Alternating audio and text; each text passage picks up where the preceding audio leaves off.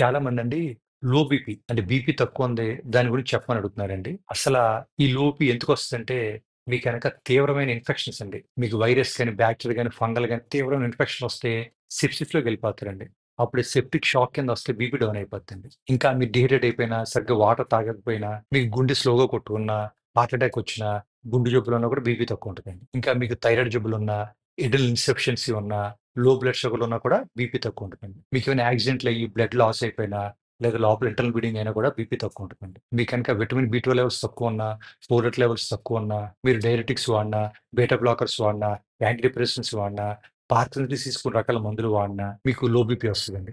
కొంతమందికి ప్రెగ్నెన్సీలో low BP వస్తదండి. ఇంకా కొంతమందికండి వృద్ధాప్యంలో వాళ్ళకి ఆహారం తిన్న తర్వాత బీపీ డౌన్ అయిపోద్దండి. దీన్ని పోస్ట్ ప్రాండియల్ హైపర్‌టెన్షన్ అంటామండి. అయితే లో బీపీ లక్షణాలేముంటాయి? కళ్ళు తిరుగుతాం, నీరసంగా ఉంటాం, కళ్ళు తిరిగి పడిపోతాం, వికారం, చర్మం చల్లగా అయిపోతాం, కొంతమందికి ఆయాసం కూడా వస్తది. అయితే దీనికి మేము ట్రీట్మెంట్ ఏం ఇస్తాం? ముందు లో బీపీ ఎందుకొచ్చిందో దానికి కారణం కనిపెట్టి, ఆ కారణం ట్రీట్ చేస్తే మీ బీపీ ప్రాబ్లమ్ సెట్ అయిపోద్ది. మేము ఉప్పు ఎక్కువ తీసుకోమని చెప్తామండి.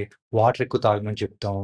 ఇంకా తగ్గకపోయినా ఫ్లుడ్రోకార్టిసోన్, మిడోడ్రిన్ అనే మందులు కూడా ఇస్తామండి. నేచురల్‌గా ఈ లో బీపీ ప్రాబ్లమ్ సెట్ అవ్వాలంటే ఏం చేయాలని అడుగుతున్నారండి. బాగా నీళ్ళు తాగండి. ఆహారం కొంచెం కొంచెం ఎక్కువ సార్లు తీసుకోండి. ఉప్పు ఎక్కువ తినండి. కాఫీ గాని, టీ గాని తాగండి. కాఫీ తాగితే బీపీ పెరిగిపోద్దండి. రోజు ఎండలో ఒక గంట నడవండి. ఆల్కహాల్ తాగొద్దు. పొటాషియం రిచ్ ఫుడ్స్ ఎక్కువ తినండి. అరటిపండ్లు, ఆకుకూరలు, స్వీట్ పొటాటోస్ ఎక్కువ తినండి. అయితే డాక్టర్ గారిని ఎప్పుడు కలవాలి? ఇయన్నీ చేసినా కూడా మీ లో బీపీ ప్రాబ్లమ్ సెట్ అవ్వకపోయినా, ఎక్కువ కళ్ళు తిరిగి పడిపోతున్నా, నీరసంగా ఉన్నా, కళ్ళు తిరిగేస్తున్నా, మీకు ఛాతీలో నొప్పొచ్చినా, ఆయాసం వచ్చినా, మీ హార్ట్ బీట్ ఇర్రెగ్యులర్‌గా ఉన్నా, మీకు పైన బీపీ 90 కన్నా తక్కువున్నా, కింద బీపీ 60 కన్నా తక్కువున్నా, ఇమ్మీడియేట్‌గా మీ డాక్టర్ గారిని కలవాలి.